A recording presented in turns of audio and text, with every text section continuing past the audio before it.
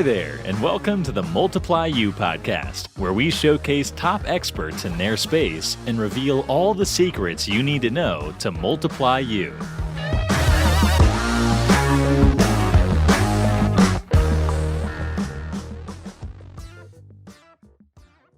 Good morning, everybody. Welcome to the show. Thank you so much for listening.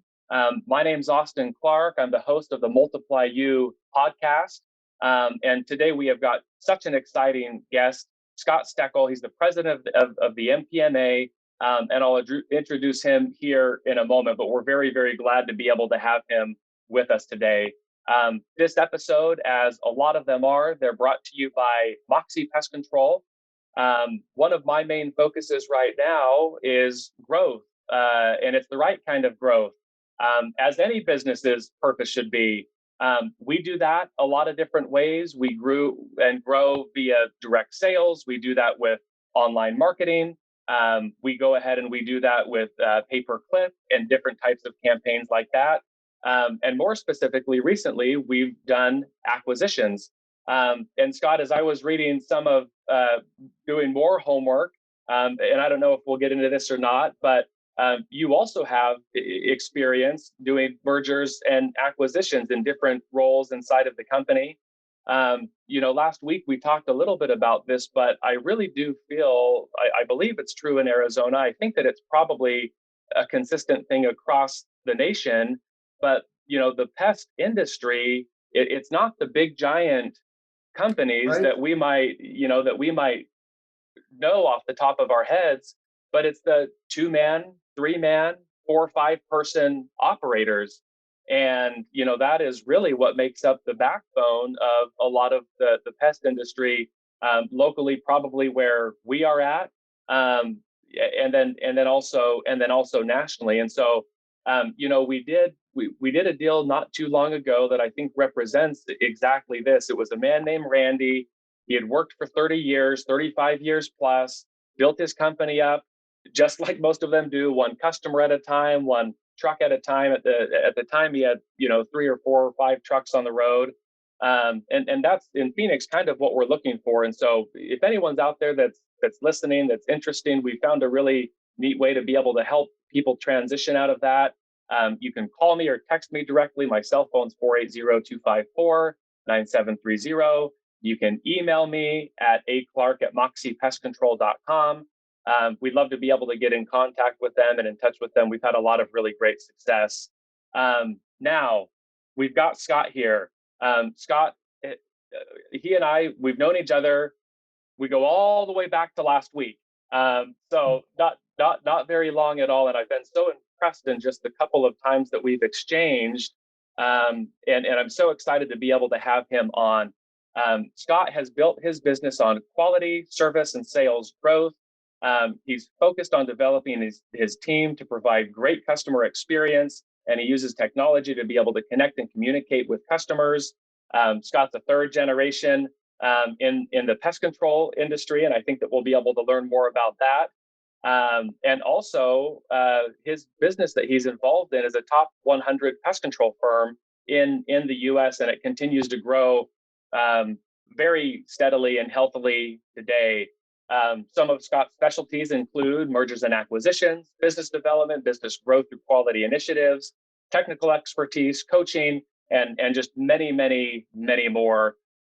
Currently, Scott sits as the president of the NPMA, or National Pest Management Association.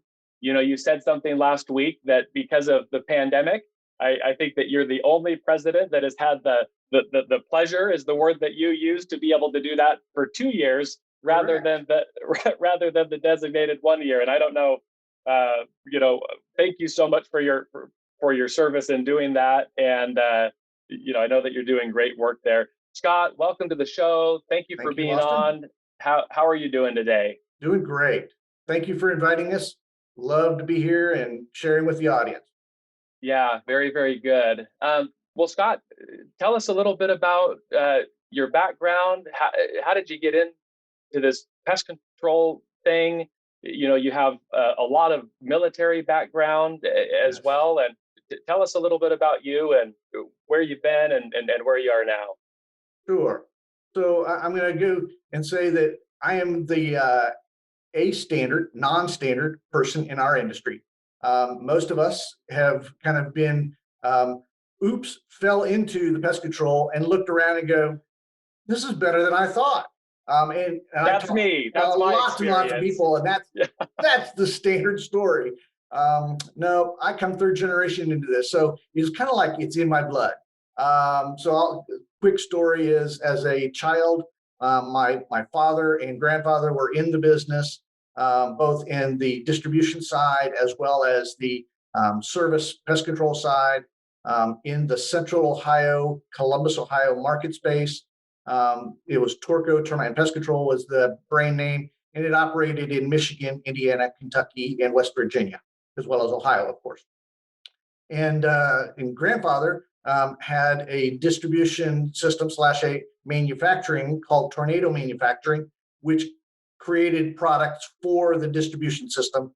Predominantly, that's key ingredient to start way back in the early 1900s was for the Panama Canal, DDT product. Now, as we all know, has been removed from use other than into the third world countries. But that was one of the products that we, along with many others, produced for a number of years. Now, when I kind of grow up, I was kind of into the 70s timeframe when I was a child, and I would literally, mom would pick me up after work, my sister and I, my sister's a year younger than I, and she'd pick us up from elementary school, drive us down to the office, about 20 minutes away, and she would do, my sister would do office work, and I'd go out to the warehouse and do some warehouse works, for example, of making rat bait, building some chemicals, because we had in manufacturing system. So we made ready to use diazinon, for example, ready to use insect treatment materials that you could do retail sales on. So anyway, as a child, I was in the thick of it. Again, you were a scientist. You had a laboratory. I did every single day, including Saturdays. It was funny. My friends would like, yeah, I watched those comics on Saturday. I'm like, what the heck are comics? I don't even know what you're talking about. So anyway, geeked out on the pest stuff. After well, and Scott, last week you shared a story that I thought was interesting and funny. But your dad put you to work, young, as you should have. And I thought, man, Scott's dad, really wise man, getting Scott to work early. Hopefully getting a good rate on him, but Yep. Yeah, I mean, you've been doing this since a very, very young age. Right. And in fact, it's kind of the funny thing, little known story is I was working the state fair, and the building right next to me was the highway patrol. And I'm 12 years old, and I'm driving a state fed truck around the fairgrounds, and they're looking at me like, there's no way this little pipsqueak, probably no more than 3 feet tall, is driving this. And oh, by the way, you look inside the seat, and he's on top of Yellow Pages just to get to see over the front window. And like, oh, it was, yeah, all kinds of fun from that perspective. And then the other story that I shared last week was just as much fun as not. I was the little guy, and so what happens with little guys? You get thrown up into attic spaces and down underneath into crawl spaces that nobody else can fit into, and you're pulling out that dead carcass of an animal that's dead under there, or you're pulling the insulation off, or you're doing that termite treatment kind of liquid application underneath that foundation. Yeah, that was me. And hopefully you can find yourself out of that crawl space or attic, before, anyway, great stories. So you got an early start in pest, you kind of grew up in the business, Yep. but you didn't stay in it necessarily. Nope, You went right. the military path. How did that go? What was that decision? Was that always part of the cards, or tell us a little bit about that time period? Yeah, so now one of the unknowns about me is that somewhere along the line, and again, good fortune, I have to give credit to just being at the right place at the right time and in the right age. So think of myself right now, I'm 58 years old. So you go back in time and you think of the 70s time frame, and what happened is you sent an astronaut to the moon. One of those astronauts was John Glenn, and my neighbor happens to be John Glenn. So as I would go to church, as a 8th grader in middle school, I'm talking to him, and he's like, son, you need to be an engineer if you want to be an astronaut. I'm like, I want to be an astronaut. I want to go to space one day. And he goes, all right, well, you're going to need to get an engineering degree. That's what you got to go do. Didn't say much more. By the time I was getting around to college, so my later years in high school, he's like, Scott, because we've gotten to know each other, you really need to go to an engineering school. So I'm like, give me an example. And he's like, it's really kind of a no-brainer, son. Naval Academy, Air Force Academy, or like Stanford, maybe MIT, because that's where if you can't do it on the flying side, because sometimes the eyes, as you'll notice, I was a pilot, but your eyes do change. You could be an engineer and still get into space. I'm like, cool, got it. So yeah, once I graduated from high school, I was selected to go to the Air Force Academy and graduated from there in 1984. So incredible. Great words of wisdom from John Glenn. You talk about the right place at the right time. He couldn't have physically been any closer to you. Your That's neighbor. Right. That's right. What an incredible thing. What a nice thing for the community and area. Absolutely. And so it was one of those things. My father had been in the military before, but not a long-term career. I had no great aspirations to being in the military. But the one thing that was the driving goal is, man, I wanted to fly. And I wanted to be an astronaut in the worst way. And so it kind of left the old, my mom and dad were like, but we have a business here that you can run when you get done with college, wherever. And I'm like, not interested, sorry. And I'm sure that John Glenn told me to go get an engineering degree. I'm doing what John said. Exactly. So we did. Once we graduated, one of the great things was I was able to be pilot selected, which means that all the health requirements were there and that all the testing from mental acuity, et cetera. Yeah, I wasn't dumb enough. So I was selected to go into the flight school. So I made it through that and then was able to self-select into the fighter community and training community, which I did, which again is part of going back to lots of help from the kind of congressperson slash at that point senator was like, Scott, okay, now that you made it through college, it's time to go through these ladders. If you want to be into space, now the next step is you got to be a pilot. The part of that pilot is, hey, you've got to go through these steps. You got to be an instructor. Okay, how do you be an instructor? Well, you can be an instructor in any airplane, but you got to be an instructor. And then the next step is, after some time, and if you're good enough, you get to be an evaluator, which means you're the one giving the flight checks to everybody. Okay, boss, let's make that happen. So we went down that path. So anyway, that was kind of the long plan at that point was military and to fly. I went all the way through my initial flight career to get in, and I was in the Gulf War in the 1990s. So I was over in the kind of peninsula, if you will, that you're still kind of active in, if you will. And then somewhere in that late 1990s timeframe, while the war was going on, I got notified, but it was in the worst way. It's because we were not able to communicate by phone with our families. But my boss came in and told me that my father had a heart attack. And I'm like, how do I get home? And he was saying, you can't. When the war is over, you get to go home. But otherwise, I can't communicate anymore. I just want you to know about it. So come April of 91, finally able to kind of get back home. And we're like, okay, what's going on? And kind of made the decision at that point that I would come September of that year.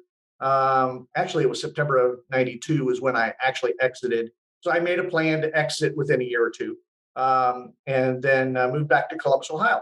And of course, kind of, all right, how do you help with the family? And I don't know if anybody else in the audience is, but one thing coming out of the military is it's so structured. All of a sudden, you have your completely unstructured life back. You're like, okay, now what do I do?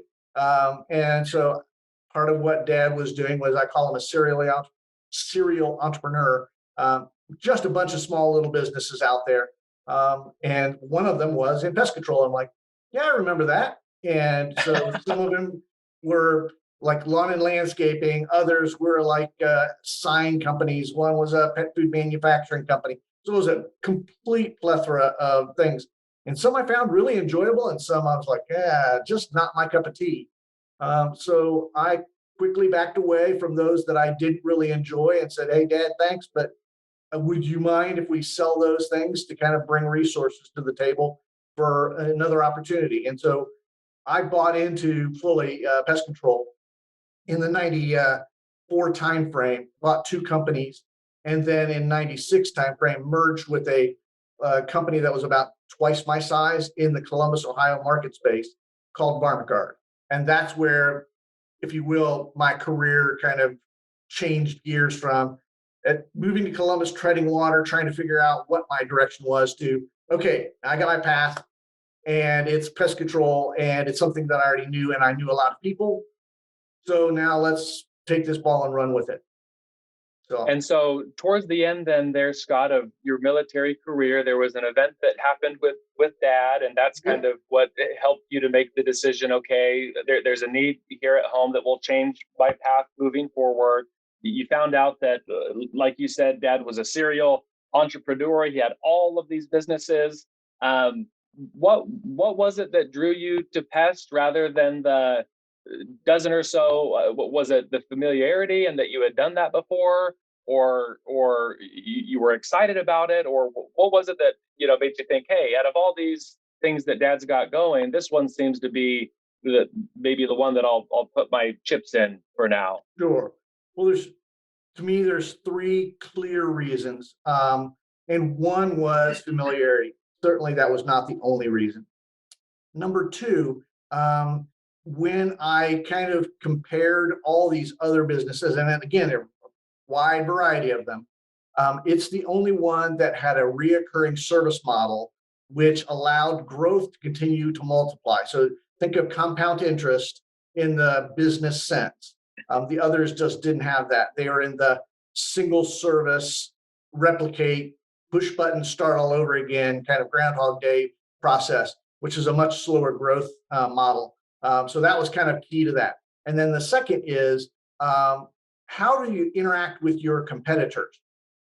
Literally in the pest control space, everybody was close friend. Everybody you talked to was willing to share. Everybody was collaborative. I could go visit and somebody would let me ask why do you use these vehicles? Why do you pay this way? Why do you, what's your service protocol for this? And everybody was willing to share. And likewise, people came and visited us. And I'm like, this is kind of a cool thing. And if you go to any of the other organizations, it's completely the opposite. They're backstabbing. I found everybody not to be helpful at all. In fact, it was like, my secret sauce is my secret sauce. Leave me alone. And I'm like, all right, that's no fun. So those are kind of the three pieces. Well, and it's interesting that you say that. Last week I had mentioned that Cody Smith, who owns a local company here in Phoenix, yes. He is the mini version of you. He is the president today of the AZ PPO.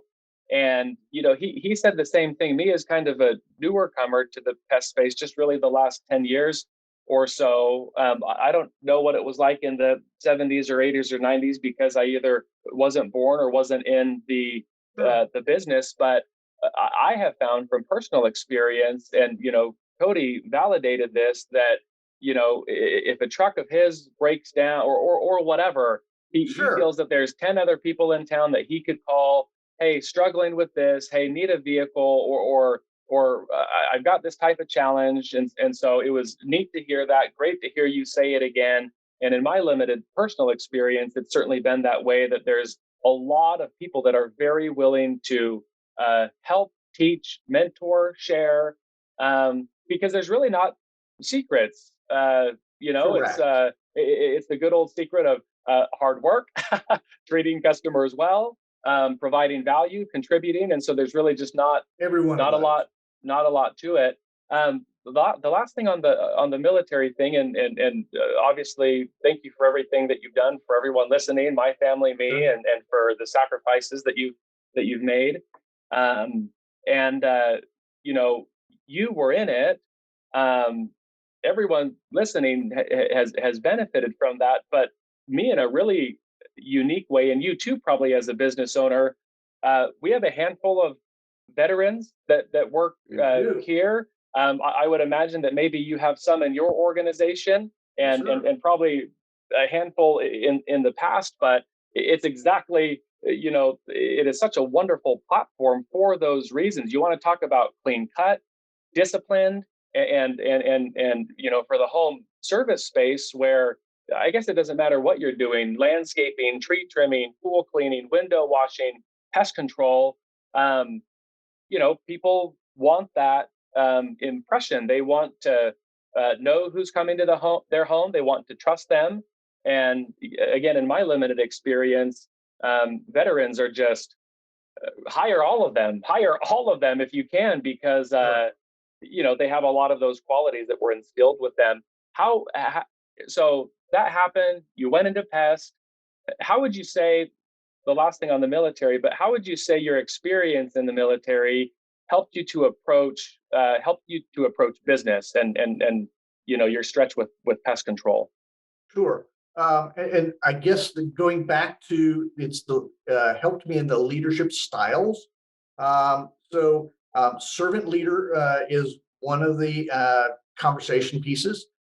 Service above self, so putting others before yourself, is the kind of the second of that same kind of. It's a tentacle of that same conversation.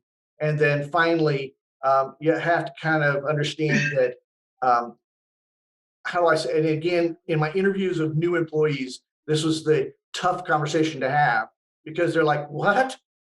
Typically, is like, "Oh yeah, I want to hire the most qualified person based on prior insect treating experience," and the answer is absolutely not.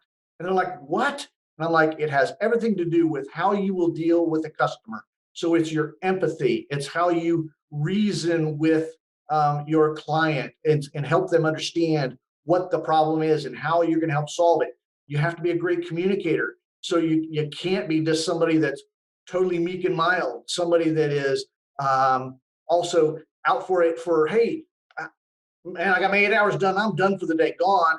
No, it's about if there's a need, carry through and doing what's required because there's a need in front of you. Let's take care of it.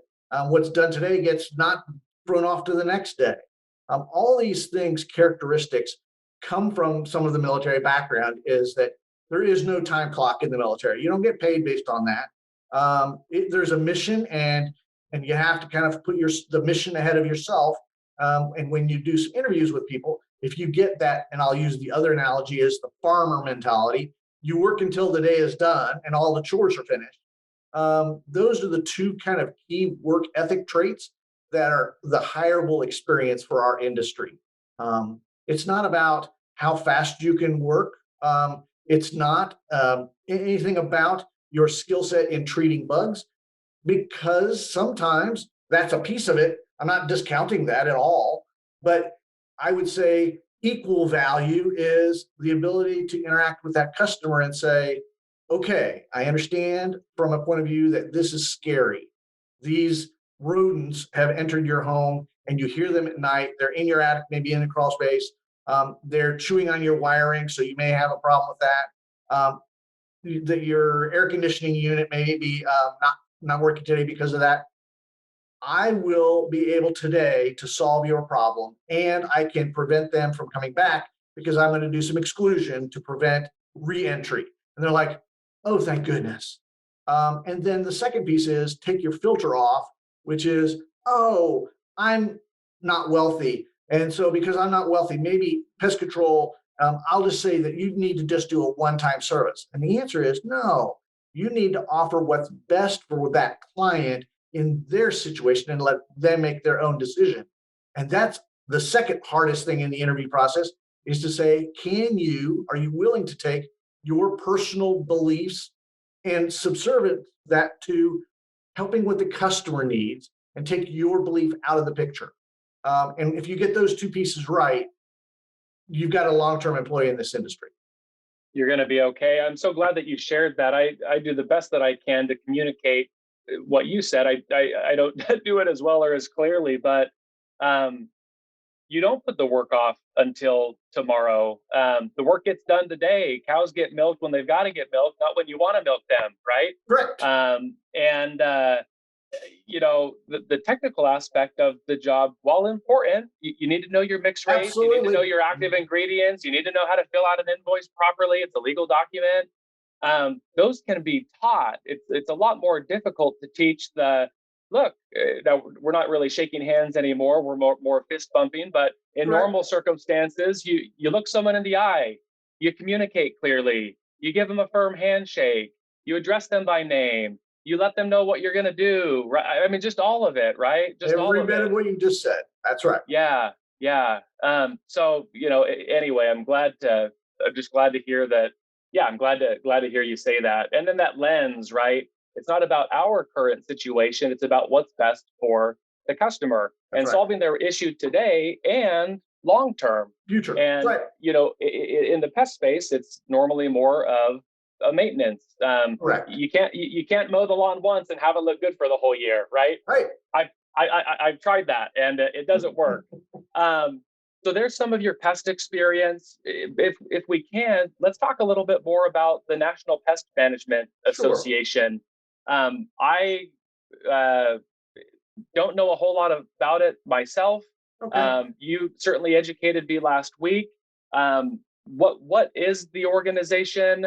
What benefits does it offer to those that might be listening that are in the pest space? How did you get to where you are as the president? Some of those sorts of things. Sure. Well, let me unpack the most obvious question, I think, and that is, um, and I'll see it on occasion at conferences or at the other kind of events that we have around the industry, whether it's NPMA's events or states events or even some universities that put on some events. It's like, oh, do you know who that is? And oh, don't talk to him. He's the president of the industry. Oh my God. That is the most ridiculous thing in the whole wide world. I get up same way you guys get up. I go run in my office the same way you guys run your office. I don't do anything different than you guys do. I've just been, I'm an old guy. I've been doing it a little longer than you have, but I'm telling you, how we do things is exactly the same. So the second piece that I want to make sure is clear is I want to be approachable. So by no means should somebody stand off and look and go, oh, that is, just kind of reach out and say, hey, Scott, I see that you're here. Welcome. And I'll kind of fully engage with y'all. And that's what NPMA is all about, is it's the camaraderie, it's the sharing of insights so that we all kind of grow our business and we all better ourselves as business owners, as well as the technicians that are going through that CEU training, if you will. So kind of where did that happen? I mean, literally 25, 30 years ago when I got back into Ohio in the 94 timeframe, I kind of reconnected at the state level first, right? That's the first local area. I mean, there's not city level organizations that I know of. But anyway, so I started going to the Ohio Association, and then I got invited to another state, so right next door is Pennsylvania. And because my dad had some friends over there that I wanted just to connect with. And so I literally would kind of talk about, hey, let's go over to Adam Witt at Witt Pest Control, and he's in Pennsylvania. And then I'd come to the Ohio meetings, and the next thing I know is I got invited to NPMA, and I'm like, wow, that's very nice. And my dad had been a part of NPMA, so this was not a totally new experience, but it was like, man, I don't know many other people there. So the first times that I was going, I literally looked around and everybody was familiar because you read the industry magazines and you'll start to see faces and names that you recognize, the Bobby Corrigans, those kind of things where you're like, oh, I know him. And we don't want to stand off. We want to go over and say, hi, Bobby, how are you? I'm Scott. And then that relationship gets developed and nurtured. And over time, it becomes a conversation piece. I can text with Bobby. I can literally have a conversation with Chris Gorecki at Orkin, and it's not a big deal. So, well, how did that happen? Domino effect, one step at a time over the long haul, and not trying to push, not trying to kind of one-upsmanship anybody, just kind of, it's a process. So kind of how did I get here to the role? Well, the simple answer was I was a member, right? That's the first step. Second, I took some of my training programs through the National Association. I went to the conventions and legislative day in the March timeframe. Those are two big events each year. And each time I would go to those, I would meet more people. And I would then, one of the things that I learned, and it was helpful, not from just the NPMA point of view, but I was invited to go visit some companies. I'm like, really? I'm like, absolutely. So after my first year or two of kind of standing back going, really, I don't know whether I do that. I actually took and engaged and went for a 3-day visit to one company every year for the last 25 years. And I always tried to do it where I went to a company strategically that was outside of my market space, so not one of my direct competitors, and somebody that was roughly double my size. And why the double my size concept was they're already where I want to be, and they probably will help me see the tripping blocks that are maybe white elephants or unbeknownst to me blind spots that can help me kind of make my way, tripping and falling, 2 step forward, 1 step back process, but I can get there because I can see somebody else has already been there. So in doing so, then I kind of reverse trended that and said, well, if somebody's going to go, if somebody allows me to go, then I started to mentor some folks and answer questions basically. And it just happened to be kind of on a more periodic weekly basis. And I'm like, come on to my office, come ride along with us.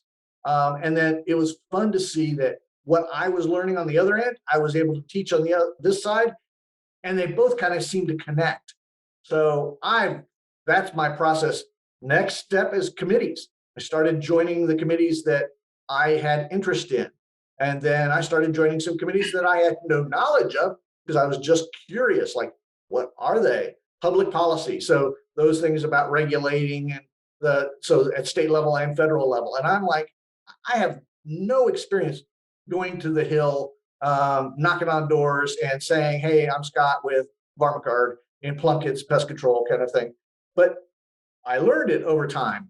After a couple of years of experience, it became more comfortable. The first time it certainly wasn't, but by the third time, I was pretty good at it.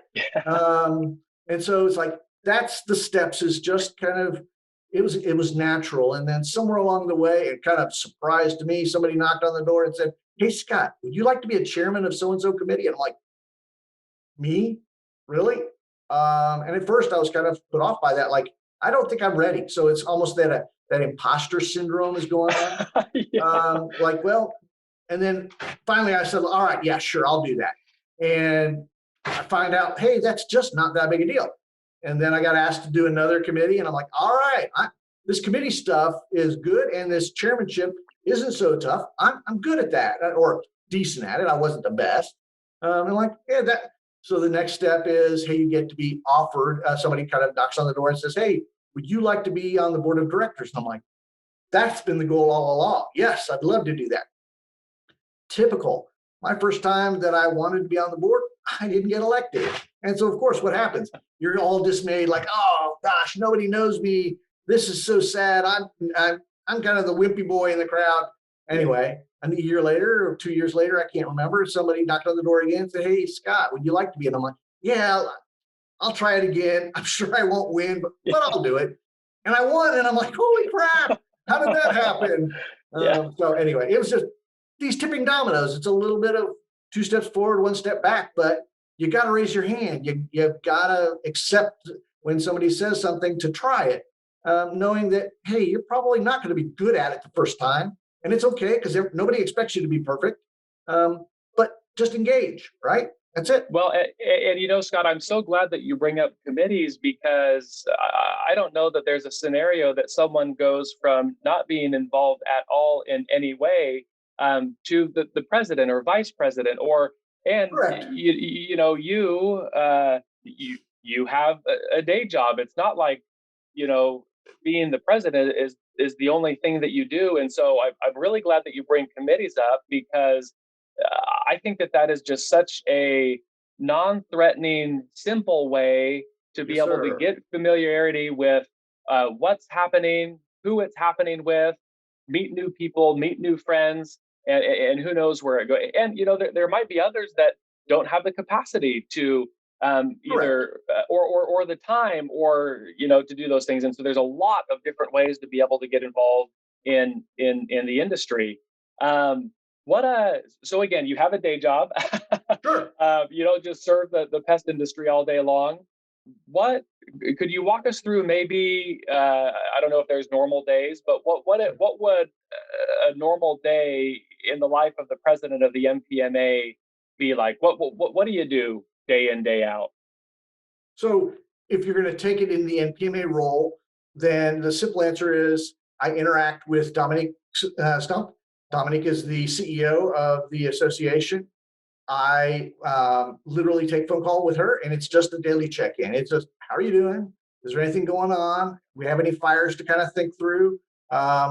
Is there what's the kind of in the next week or two, what's plans? So for example, typical take COVID out of the picture, and we traveled a lot. I mean, we were at most every state association, about a dozen NPMA regional events, and then the three big NPMA four big NPMA events now. So Ledge Day in March, Executive Leadership in June, Academy in July, and then Pest World in October, November timeframe. Those are the four that typically that kind of pulls a lot of time, and you're going to absolutely travel to those. But you did a lot of other travels. So a couple in the past years, my predecessors. So think of the Cooksies, so Brian Cooksey, and then Dennis Jenkins, and now Chris Gorecki. We just implemented in the last 2 to 3 years a due structure change. Oh my gosh, that was a surprise to many of our 19,000 pest control constituent members. It was, of course, probably in some cases, a lowering of pay, but for the very smallest of companies, but an increase in dues pay for those that were mid-size or larger, because it was trying to equate the fairness value to it. And so they were traveling to those states and talking face to face with those business owners to kind of smooth over some ruffled feathers, right? I mean, it was not going to be an easy talk. And so there was quite a bit of those one-on-one, impersonal, hey, and empathetic, hey, I'm here, I'm a member, my pay went up too, I get it. So we had some people that say, hey, no way, I'm leaving, and then left both state and national. And we had others that left and came back because they discovered that that wasn't the best choice for them. Thank goodness for that. That's what we want them to stay.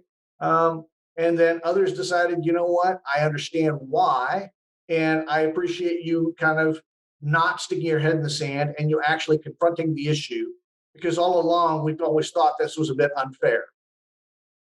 Perfect, great. So some people could see what was happening and others didn't. And it really kind of comes back down to it was a pocketbook issue. So you couldn't avoid this situation and say from the glass house, well, I can send out emails and just let you know. Well, that wasn't going to do anything. We really not going to cut it. Yeah. So those are the kind of issues that that the president kind of deals with on a day-to-day basis. Right now, kind of what's rolling out is workforce development at NPMA. It's a new program that Chris Gorecki and I created. NPMA created, but we kind of led from a leadership member point of view. So I want to make sure that's clear that Chris and I didn't do it. So it absolutely comes from staff. It is absolutely run by the staff. But it was one of those ideas that Chris is like, we really need to do this. And I'm like, absolutely, got to do this. And then the second for me was I wanted to kind of spearhead this more women involved and women business owners, and then diversity. And I didn't even know that this Black Lives Matters thing was coming. And so 2 years ago, part of my platform is, what are you going to talk about when you're president? And I'm like, we really need to talk about, the honest answer is, you look at the boardroom, almost all males. Well, there's a few females. Okay, well, let's get more females because they're strong leaders too. Hey, look around the boardroom, they're almost all white. Well, that's not very fair representation of business ownership in this world today. So let's make sure that they're accounted for and brought in and shared with equally. And so kind of pushed forward on that. Well, right now, obviously, both those prongs are just going wild, right? I mean, we're seeing dramatic improvement in the workforce development, as in got it off the ground last year. It's just starting to pick up steam now. So the total number of participants in that program from a business point of view is now, it was free through March. So everybody's throwing all their new hire name and resumes into that hat. And so that's growing very well for the industry. So those are part of the things that we check in on with staff, like because right? Could be missteps, right? Is there any things that we kind of need to kind of strategically kind of hold the bullhorn and say, whoa, hey, I think you from a staff point of view, you didn't see the right. Well, at this point, Dominique's doing a great job of managing the resource. But we, as the leadership team and the executive committee, manage Dominique, while Dominique manages the rest of the staff. So, of course, we just kind of interact with them to make sure that we keep the train wheels on the tracks, right? That's the goal. And you can only imagine March timeframe, just post legislative day, and what happened in COVID. The train came off the tracks.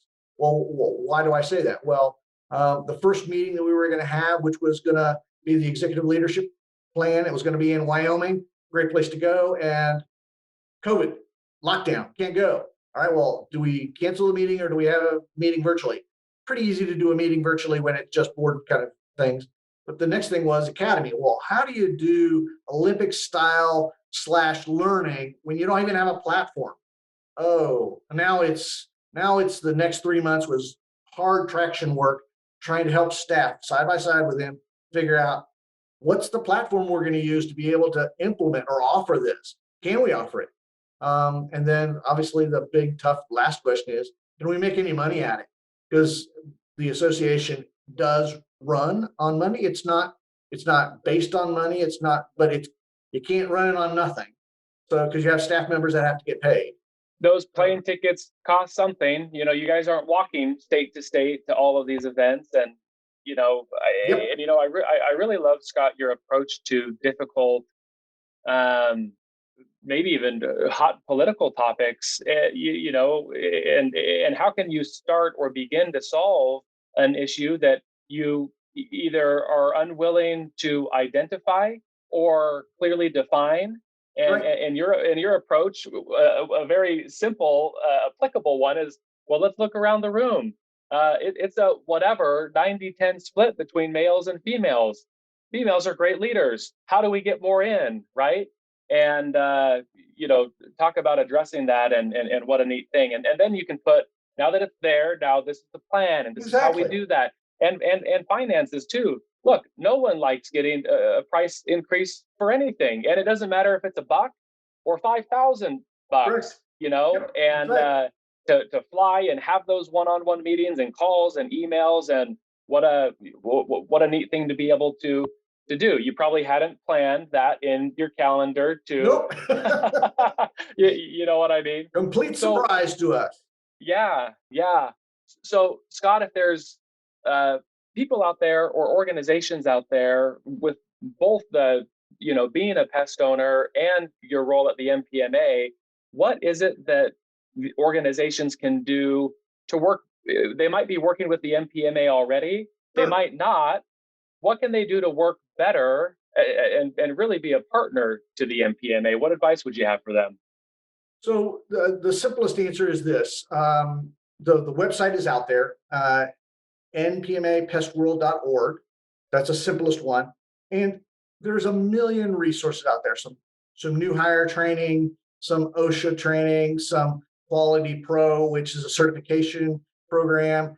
If somebody needs help kind of putting the nuts and bolts details for how to get somebody trained, new hire, there's a program for that. If somebody says, hey, I want to self-improve my business and I need somebody's help, and so evaluating me, somebody comes and visits and looks through my contracts to make sure that they're all legit, those kind of things where Quality Pro plays into that role.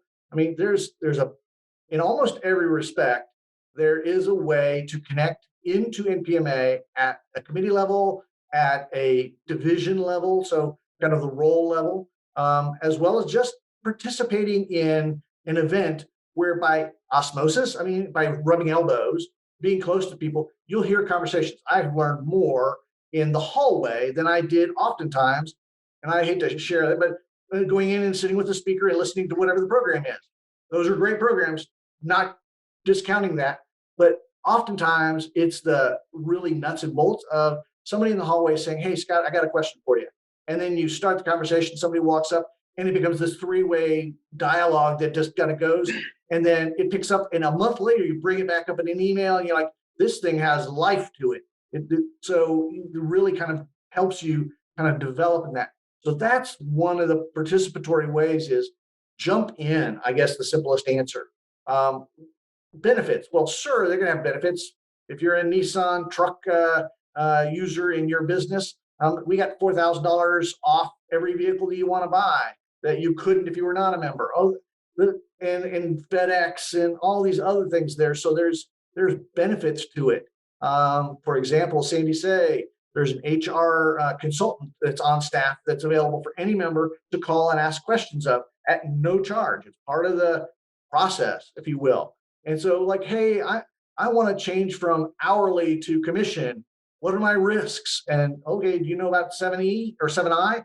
And like, heck no, I have no idea what you're talking about. Well, let me send you the piece of paper on what you need to be aware of on how to do that. Because many in our industry have multiple ways. I mean, we have 19,000 pest controllers in the US, and I tease about it, probably 19,000 different ways to pay people, because nobody has the same pay plan. And only way I kind of know that is you go to any one of the software providers and they're like, I can tell you how to build a service order, because everybody does it the same.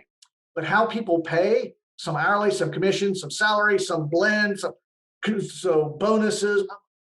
So nobody has a built-in software package that has the pay plan on there. Everybody has to go back to the software writer and say, this is how I do it. And they go, okay, all right, start from scratch. Let's build this thing, because none of us does the same. So back to the point is that how do we get connected? As you see an event, just take the moment to step away from your business and work on your business, not work in your business. That's one of the early healthy things that I learned. And now I'm no different than anybody. I am hair on fire, brains for somewhere else. I'm running because I got a fire to put out. And so I'm very tactical at times. And people will laugh about that about me. But I can also, at the very moment where I'm like, okay, I'm done with busy season. I'm getting into more of the strategic overtime winter season. Now I'm going to step away from the daily grind and start to pull, not away from the staff, but I need to close my door, and I need to have 2 to 3 hours of what I call flow time, where it's just quiet and it's introspective, and I use a big whiteboard and I just start, okay, here are the 7 things that we did majorly wrong this year. And so then I've got to figure out, is that a fix or is it a stop? Like, I don't ever want to do that again. I'm going to get out of that line of business or whatever. But and I kind of, then it's like, okay, I got my list of things that my rocks, if you go back to the book Traction, okay, I got my rocks now. Now I got to go down to my next level, my folks that are my stakeholders. Now I've got to share with them my insights, and I have to help them get to the level of having self-discovery. Hey, I like those ideas. Can I take that rock for myself? Yes, I'd love to hand that off to you. So that's kind of the next piece that you kind of learn from by stepping outside of your business and going to these events, is that others will bring you along for that ride. Because as a single business owner working on it by yourself, you don't know that that's what you need to do. You're in there and that fire is right in front of you. And when the fire is done, you go take a coffee break or a smoke break. And in this case, she's like, no, you just need to step away from your business for a little bit. Let others build others up so that they can be autonomous, if you will. So that's one of the key ingredients I forgot to mention, is you've got to build a staff that knows what the right answers are and knows the protocols and processes in advance so they can make the right decisions themselves. You don't want to be the shell answer man. I tell everybody this, and my kind of, when I talk to people and mentor, is like, pride has to get aside here, because honestly, if you build your business around you having text messages and phone calls 24 hours a day, your wife is going to walk away. I know more than my fair share of business owners that have lost their wedding relationship because the ego got in front of them and they decided that they just wanted, from pride's perspective, they had to answer every question and they had to make every decision. And with that, their life went to heck. And I don't want that for anybody. Sure. Great perspectives. Work on the business rather than in it. step away, identify some of the rocks or big things that you want to tackle for the next year, get involved, meet people. And I think that you transitioned really well as we kind of round this thing out at the top of the hour. But I like to talk about education, and not your, I know that your college education was incredible. Your military experience has paid for itself 100 times over, I'm sure, with the lessons learned. But well, I guess I'll share it. Before we were talking about, but I'll share it in a little bit of a different context, and that is, it doesn't matter where anyone leans politically, Sure. who's listening, left, right, in the middle, out of the box, whatever. But there was something that President Obama said years ago, that just got taken totally out of context, and the right just kind of killed him for it. And in essence, I'm paraphrasing, but what he said is, hey, everybody, where you are today, you didn't do that by yourself. And, the right said something to the effect of, can you believe that? This president is trying to take all of your hard work away from you. And I was just like, this is crazy. What he meant was, look, there have been people, there have been classrooms, teachers, moms, dads, aunts, uncles, friends, Coaches. seminars, summit. Yeah, exactly. Along the way that have helped you to get to where you are today. And I guess I believe that that's accurate. You're doing most of the work to get there, but you had an elementary school teacher, you had a college professor, you had a best friend growing up, you had a mentor in your first business, and you have employees or managers. And so my question for you, Scott, is, and you've mentioned some of your associates and relationships, Bobby Corrigan, the gentleman from Orkin that Chris, maybe, yep, Chris, who has probably been helpful and instrumental to you and you to him. But where does someone in your position, where do you turn for education? Who has been helpful to you in your path? What do you do to sharpen the saw and to stay up to date and relevant and valuable, and being able to contribute in your role, which is many roles, not just sure. at the NPMA. Yep. So I think the simplest way to answer that is, not everybody has big money. So I'm not going to encourage going down the college advanced learning path, going and getting an MBA. Absolutely worth it for those that want to get into that level of depth, but it is not essential for our industry. I mean, it's helpful, but it's not essential. What is essential is having a lifelong thought of learning and using books that are of interest to you to help you learn and grow. Because authors have all different styles of conversation. There are business books, and I'll use that specific example right now is that I had a terrible time as a child learning because I had dyslexia. At that point, back in the 70s and 80s, that was not a well-known issue. And I'd gotten all the way to the 5th grade not being able to read. And I didn't get held back, but boy, did my 5th and 6th grade years kind of tough to overcome this lack of reading. Well, because of that, now I find that I'm a lifelong learner through reading. Well, right, because I forced myself to do it. But one of the luxuries that I have found also is I knew that I learned best by having somebody read to me. Well, Audible, using the Audible books, if you will. So taking books and instead of being dog-eared and flip page by page, I'm now digitally either reading it or so on an iPad, or I'm listening to it. And so as I travel to and from work in my car, I'm listening to a book. As I'm in I'm kind of a travel setting where I'm on an airplane for 3 hours, I'm listening to a book. Instead of just taking frivolous time, and I'm not trying to discount it, there's times where you need to have some away time. So watching a movie for the pure pleasure of it is great. But I use a lot of that kind of spare time for reading, and I'm an avid reader. So I would encourage finding. Have you got a top 3 as far as books or perhaps authors that have been instrumental to you and you're shaping your thought process or in your businesses? Sure. So take back from it's a business sense, but it's more of a what is profit and what is not. And so think of it as Robert Kiyosaki's Rich Dad, Poor Dad. If you read that, your life will change your view of, and I always thought as a youngster, if I buy a house, that's an asset. Hey, if I buy a car, the more toys that I have, so think of the price between the men and the boys is the price of their toys, the more of those things that I have, the greater life I'll have. I read that book and I sunk in my seat going, oh my God, I don't know how I learned so wrong. And it changed my perspective on having what I call passive income. I no longer directed my attention on having a W-2 income. I wanted to find all these alternative sources of more efficient revenue production, wealth production, and that kind of went back to the business side. So that was one. And then how to win and influence people.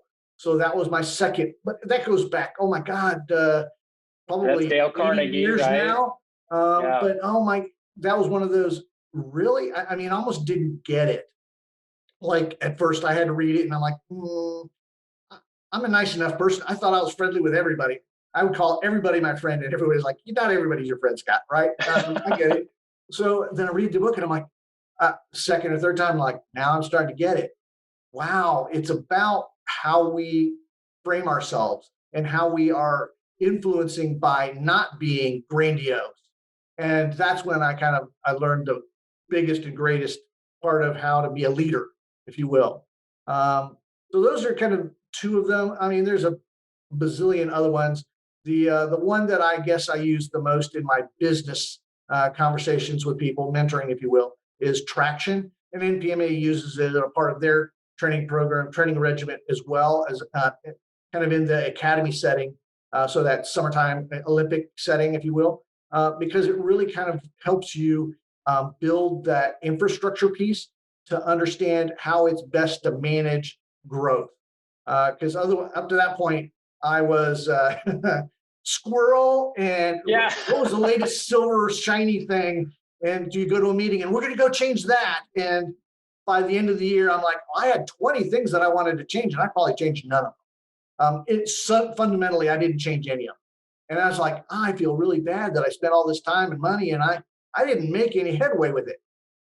Let's kind of pare it down to having an organized path and, all right, let's have a plan and let's include stakeholders and delegate and then follow up. And wow, funny. So 4 times a year you got things. And at the end of the year, I got 4 things done, but they were meaningful. They were business dramatically improved, meaningful. And I'm like, wow, that's a book that's everybody ought to read, kind of thing. So well, and you talk about rocks, right? And who cares if you have 20 priorities if you accomplish none of them? Correct. But if you identify V4, one or whatever it is, and you get even half of them done, well, 2 is more than 0.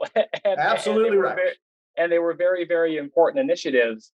How about people, Scott? Has there been anybody that's been, of course the answer is yes, but who's been influential to you along your path and been helpful and been a mentor? So that's a very good question. And so in almost every year, I would say I've added to that list. So I'm going to kind of go backwards here for a second. And I want to do a disclaimer. I know that this list is not all inclusive. I hope we would be here for 5 hours. Forget. Right. So in the last year, the people that have been, so I'll go back to the quick analogy. One of the things I've learned over time is the 5 closest people to you really drive where you're going. So a couple of years ago, I had to kind of do that hard look and say, I've got some people hanging around me that are not helping me grow. And I had to cut those off and then hunt for those people that I wanted to be around because they were better than me and they were going to help me grow. So kind of in that mindset right now. So go back to my mentor in my role, because I've been following him through the chairs here, is Chris Gorecki at Orkin. So he is currently the operations leader at Orkin in the field sense. So he's the most recent past president. So I've been following him all along. Then I go back to, from a personality point of view, Dennis Jenkins, so ABC Dallas, and then Bobby Jenkins, so the Austin ABC. Those are two folks that, from my perspective, that help me see a different way to look at business. So from Bobby's perspective in ABC and Austin, he's got the plethora of service offerings. He's in lawn and landscape. He's in every service offering that you can provide from a business location, literally. And I'm like, wow, that is so unique. So to go down and visit and see how they operate, and they confine space, right? Because there's three brothers, Raleigh and Dennis included in that, they weren't allowed to territorially go into their brother's territory. So they had to get density rather than spread, which is, if you go to Plunkett's, I cover 20 states. So I got spread. So it's really interesting to go visit Bobby and Raleigh and then Dennis, in the sense that, wow, you guys aren't allowed to go outside of your footprint, because if you do, Dad would have slapped you. And now you know that the brothers are going to slap you. Like, no, you don't do that. So then I'm going to go backwards one more. And Copesan, I've been a part of Copesan since 2008. And Denny Nauman was the president of that organization. And Dominique Savage was the COO of that organization. And Eric Schroeder, who is the current president of Copesan. Those three leaders I count as kind of so insightful in helping my business interact on a national accounts service contract basis that literally prior to 2008, I had no insight into. So they helped me form more sound sales process, more sound commercial service process from that perspective. And so that's been a part of it. I certainly want to include in that conversation that at that point, the chairman of the board of Copesan is now my current boss, Stacy O'Reilly, the current owner of Plunkett Pest Control, where I work today. Stacy has been a longtime friend. Stacy and I grew up in the industry together. Our parents were best friends in the day. So we did often family trips together. When we went to conventions, we tease about it, that Stacy and I were in the crib together. Kind of the mom's dad just dumped us in, and you kids play together, kind of thing. So we grew up together. So they had you both crawling in crawl spaces and attics and in the family businesses at young ages. You got it. So those are some of the cases from a Copesan perspective, leadership, my own company, then outside of my company. And then honestly, I would look around all the other Copesan business owner partners and key leaders, the operations leaders, if you will. I was involved in almost all of the Copesan committees and really indelibly tied into personally developing relationships with every person in that 90 company group, and found every one of them fulfilling. I would go have vacations, ski trips with Alfie Treelevin and Larry Treelevin out in Washington State, go and visit down in the San Diego market with the folks at Lloyd, then to go into the St. Louis market and go visit Mike Rotler, to go down into the Southeast and go to Gregory Pest with Ben Walker, and then down into Jacksonville, Florida with the folks at the McCall's and Brian Cooksey, and then go up to the Northeast folks and go into Assured Environments and go see Andrew and the two Andrews. And then, so in my own footprint, we had McLeod Services, Chris and Stephanie McLeod, that were competing directly against us. But we collaborated on a lot of things because they were both very commercial heavy, as we are commercial very heavy. So those are the people that I count on in that Copesan level. Now I go one step further back, and I go back to my history. So people that I count as brothers, but they're just slightly different in age. So Steve Schertzinger of Schertzinger Pest out of Cincinnati, and Lonnie Alonso out of Columbus Pest Control in the Columbus, Ohio market space are private business owners of great businesses that are probably 10 years older than I. I grew up in their shadow. I lived walking, listening, learning from all of them. I couldn't have made it where I am today without any of those people. and probably clearly hundreds more. But that's kind of the quick, short list. Incredible. And thank you for sharing that. And what a meaningful and great network that you've surrounded yourself with. As we round this out, any final nuggets or any final words of wisdom that you might want to say to anyone listening? It's never too late to learn. So that's the reason I say that is one of the folks that I'm mentoring today started in the pest control industry at 45 years old, and basically decided that they wanted to do it on their own. So it was more of an ego thing, and finally stumbled into myself. And so when I started to kind of talk and coach through some of the things that I discovered in that I thought were out of the ordinary, that probably could have been more streamlined, it took them courage to overcome the willingness to accept help. That's the one thing that I want everybody to learn from this is take the ego, check it, understand that none of us know, including me. I don't know enough. I will never know enough. I'm going to be a lifelong learner. I want to sit at the feet of somebody that knows. So like yourself, you have figured out one of the things that's key to you guys in the Moxie environment is you have figured out how to do financing so that others can multiply their businesses while you help do specialty work in the call center environment or the finance grouping that you're talking about. Those are things where every one of us has an area that we excel in. I know that I don't excel in everything. I have some things that I'm wonderfully willing to share, but I want people to learn that, hey, it's okay to know that you don't know everything and accept that and be prideful of the fact that, you know what, have modesty. It's okay. It's a badge of honor. It's not a curse. I love it. Scott, thank you so much. If people need to connect with you or reach out to you, do they find you online? Is LinkedIn the best way for them to do that? I think from the initial way is LinkedIn because I got a big footprint there. But certainly from a email point of view, it's Scott.Steckel@Plunkett.net. If you want, I'll let you have a copy of that at the end, and then my direct phone number. So I carry a mobile phone, and I will answer any phone call. So don't worry about that.